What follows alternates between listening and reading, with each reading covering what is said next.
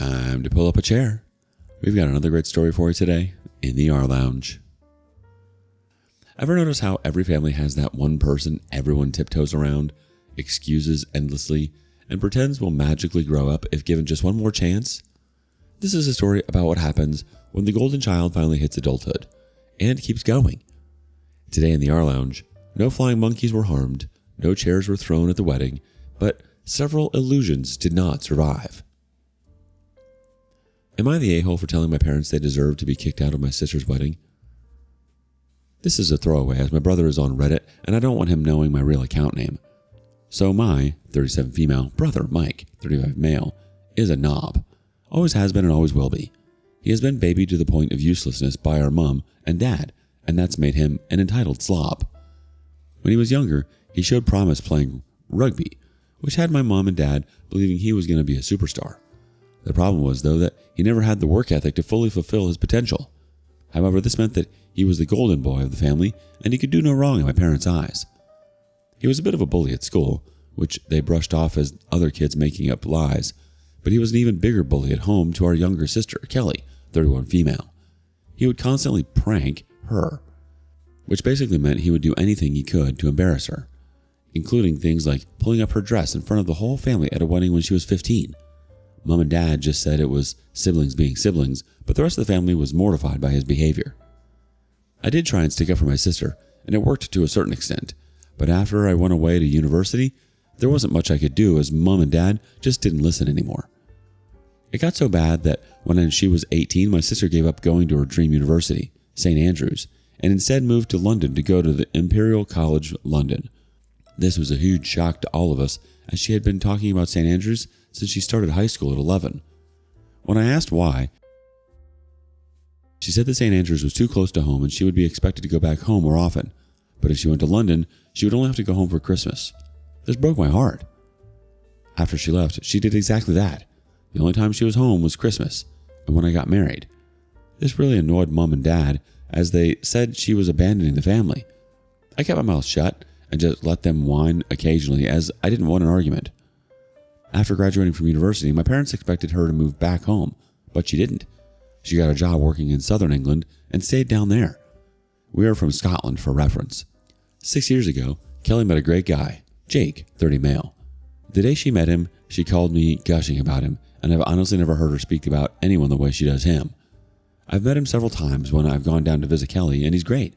Good looking, funny, great job.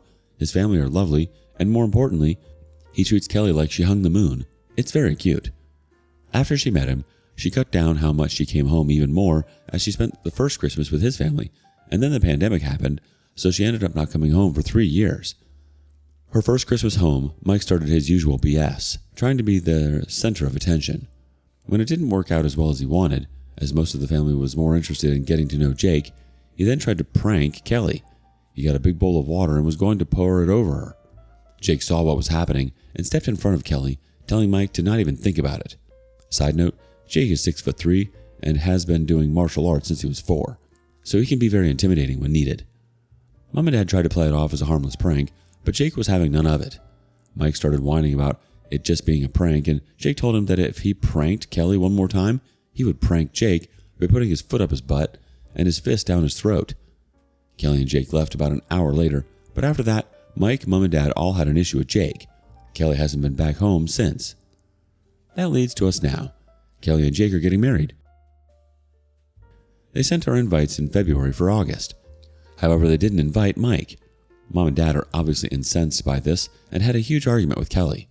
They threatened not to go, and Kelly just said no problem. She would get Granddad to walk her down the aisle. I went around to their house on Saturday with my kids. Immediately, my mom started complaining about Kelly and the wedding. I sat and listened for a while before I'd had enough. I asked her what did she actually expect. Her and Dad have allowed Mike to be the golden child and get away with everything. Because of that, he can't keep a relationship. Due to him thinking everyone should do everything for him. He can't hold down a job because every job is beneath him, and he's still living at home with zero prospects in life. The man-child is a bully who I don't trust to be around my children unsupervised.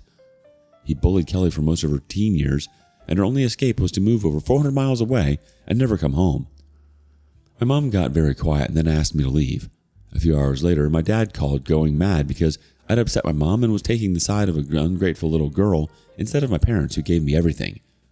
This started a huge argument between me and him where I told him he'd been a crap dad to Kelly and didn't deserve to walk her down the aisle. I've just had enough. But now I've got extended family members telling me I've gone too far as my mom is barely speaking to anyone and keeps crying. My granddad said it was about time I told them off, but my grandma is upset by all the arguing. So am I the a-hole for telling my parents that they sucked as parents and deserve to be kicked out of my sister's wedding? Am I the a-hole has no consensus spot, but OP was not the a-hole. Let's dig a little deeper with some comments from the community. First up, not the a-hole. If they can't stand the truth, they need to hibernate. I vote Grandpa walks her down the aisle regardless of who attends. The OP replies, my sister isn't changing her mind. They aren't going to the wedding no matter what. She only invited them as she thought it was the right thing to do in the first place. So Granddad will be walking her no matter what. Next comment. Your parents failed both of your siblings, and it's going to get worse when they realize your sister won't invite them to her events and when they realize that their son will become homeless after they pass. Honestly, I'm shocked your brother hasn't been arrested yet. The OP replies, he has, multiple times for getting into fights when drunk. Nothing ever came of it though. The next comment says, not the a-hole. The truth hurts, and that's why your mother is so upset. About time someone said something. To which the OP responds, I think this is true.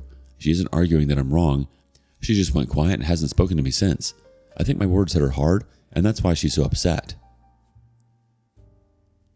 Another person chimes in, your mother's tears are her own doing. She ignores her daughter being treated like crap for years, and then instead of owning it, she tries to play the whole, woe is me, I'm crying so you can't possibly be upset with me. It's actually pathetic, and your sister is better off away from your family. Maybe you can join her and also get away from the toxicity. Not the a-hole. The OP replies, I've already said to my husband that I don't want to be around my family for Christmas, so we're going to his. If they all carry on, then I'm going no contact fully. Someone asks, did someone bully Mike prior to his bullying Kelly? The OP replies, it's never happened. He was always the bully. Even when he was 4 or 5, he was moved from class as he was bullying one of his classmates. The OP on her kids being around her parents. My kids have never been around my parents without either myself or my husband, as I know they would let my brother be around them unsupervised. They won't be going anywhere near my parents for a long while. They don't like going to my parents' house anyway. One more commenter says, have they pampered and spoiled Mike because he's the only boy? Not the a-hole. Bless you and Jake for being in Kelly's corner. The OP replies, my dad loves rugby. It's pretty much all he talks about, and he is down at the rugby club every chance he gets. So it's more about him having talent in the sport, which he did. He was told by scouts when he was 13 that he could be in the back row for Scotland one day. He was that good. The favoritism started after that, as that made him special to mom and dad. However, he didn't have the work ethic and couldn't keep up with play as he wasn't fit enough, so he got dropped. Your brother wasn't excluded because of one joke gone wrong or a single argument. He was excluded because he spent most of his life being allowed to bully, embarrass, and intimidate your sister without consequences. Your parents enabling that behavior is exactly why Kelly felt she had to move hundreds of miles away just to feel safe and have boundaries. Your parents are upset now because they're finally facing the results of years of favoritism and denial. That doesn't mean you were wrong to say it out loud. It just means the truth was uncomfortable. Update 1, May 18th, 2025. 3 days later. Hi all. That post took off a lot more than I thought it would. There was way too many comments for me to respond to, but I tried to read every one of them. I was asked for an update, so here it is. There were a few things that came up repeatedly, so I'll address them first. The pranks only started after I left and gone to university. He would say things to Kelly and I would have to go back at him when we were younger, but it wasn't anything more than that until after I'd left home, so there wasn't anything I could really do to stop it. I did speak to our parents, but they're useless. Second thing was about my kids. I don't bring my kids around them very much as they don't like going to my parents' house. They said it was boring and they don't like Mike. However, after all the comments I got about this, I sat them down and asked them again. For my daughter, It really is just that she finds it boring and says that Mike is a weirdo. My son, however, said that he doesn't like being around my dad as he keeps trying to make him play rugby. I've heard these comments and told my dad to drop it, but he would still make the comments occasionally.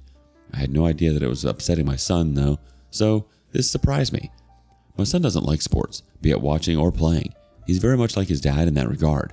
He's a Pokemon kid, playing online and goes every Thursday evening to play in a tournament at our local card shop, so rugby is an absolute no-go for him. The third thing was about security at the wedding. I spoke to Kelly and Jake said that 2 of his groomsmen are police officers who are aware of the situation, so that won't be a problem. Lastly, there was a lot of comments about Mike being the golden child. For a bit more backstory, he wasn't really the favorite until his talent in rugby became to light. After that, he was special and had to be treated that way. I think he was seen as mom and dad's way of being special themselves within the family as they had such a super talented child. Anyway, today, I decided to sit down with my parents and tell them I needed a break from them. When I got there, my dad immediately wanted me to apologize to my mom, but I said that it wasn't going to happen. There was a bit of back and forth between him and I until my mom stepped in and asked why I was there if not to apologize. I told them that I'd spoken to Kelly and she didn't want them at the wedding at all, that they need to stay away and respect her decision. They weren't happy, but they said they wouldn't go where they weren't wanted. I told them that I wanted space until after the wedding as I couldn't keep being around them and keeping my mouth shut. I thought that space would be good for all of us. My mom wasn't happy and started on about seeing my kids. I told them the truth. My kids hated coming to their house and told my dad exactly why my son doesn't want to be around him. He got upset by this and said that rugby would be good for him. I shut that down and said I'm not going to force my son to do something he doesn't want to, and something I know he will hate. I also told him that if I hear him mention it around my son again, then he won't see my son again. Right now, they will only be seeing my kids at family events, so I'm hoping that it won't be a problem. I then asked them what their long-term plan was with Mike. Are they going to keep things the way they are until they're 90 and mom will still be making him all of his meals? What happens when they're gone? Who will look after him? Because it won't be me. What happens if they get ill? Who will look after them? Mike is incapable. Kelly lives down south and I plan on moving back to my husband's hometown 3 hours away once the kids have left home, so I can't do it. They just looked at me blankly. I really don't think that they had ever even thought about any of that before. I told them that they had set Mike up to fail, and now they needed to deal with it. I also told them I knew that they were leaving everything to him in their will, but that with how they have babied Mike, he would blow through that money in less than a year. And then what? I could see the panic in my mom's eyes when I said that. She either hadn't thought about it, or she thought I would look after him, which she now knows isn't going to happen. I also think she was shocked that I knew about their will. After telling them what low contact with me was going to look like going forward and them not being happy about it, I left. Hopefully, I've given them a lot to think about. I will check in with them from time to time, but that's all right now. I'm going to visit Kelly in the next couple of weeks, so I'm looking forward to that. My extended family have also backed off after I sent them all a text saying if they were so concerned about Mom, then they could be her support system and deal with Mike the same way Kelly and I have had for years. Not surprisingly, none of them wanted to. Otherwise, I'm going to try and get on with things as normal. Thanks for the not the a-hole verdict and all the advice. It opened my eyes for a few things that I'd been brushing off. Let's go back to the community for some more relevant comments. First, OP was talking about her parents' finances and if Mike would get the house. The OP replies, "My parents don't have much in savings, so Mike will sell the house as quickly as possible. Go to the cheapest rented accommodation he can find and blow the money on FIFA, nights out, and clothes. He will be broke within a year. He racked up £5,000 on credit cards with FIFA packs before, so most of the money will go there. They don't have much savings, but they have the house. They've said a few things through the years that indicated he will get that, as me and Kelly have our own houses. It's something I accepted a long time ago." How did OP know about her parents' wills? The OP addresses this. It was an educated guess, mostly. They have been hinting for years about myself and Kelly having houses, so we don't need theirs, but Mike doesn't. They only really have the house, so it makes sense that he would get it after the comments they've made. One commenter says, "So I read your original post. Your brother pulled up your sister's dress at a wedding? Like exposing her when she was 15 and he was 18, 19? Was he an adult for most of the torment? I don't blame your children and anyone for not wanting to be near such a creep, and I'm just sad that your family are cowards and never told off Mike and your parents for his behavior and their coddling.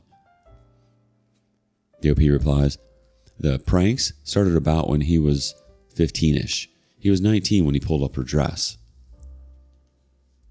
Another commenter says, did I miss something in this or the original post? Is Mike disabled in some way? Why on earth would OP's parents assume he'll just keep living with them until they die, and they need someone to look after him?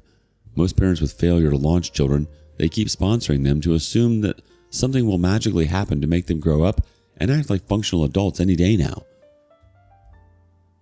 The OP replied, no, he isn't disabled at all.